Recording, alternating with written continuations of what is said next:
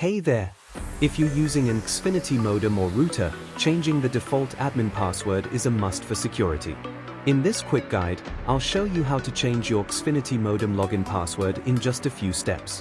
Let's get started. Step 1.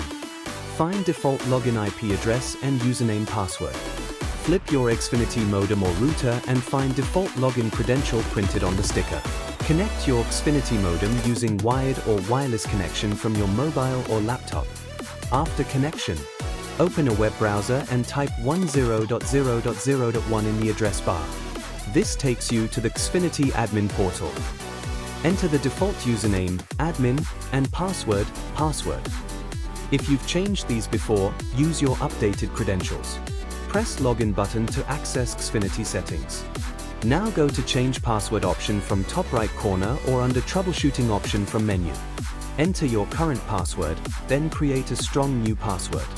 Make sure it's unique and hard to guess. Xfinity requires at least 8 characters, including letters and numbers. For better security, use a mix of uppercase, symbols, and numbers.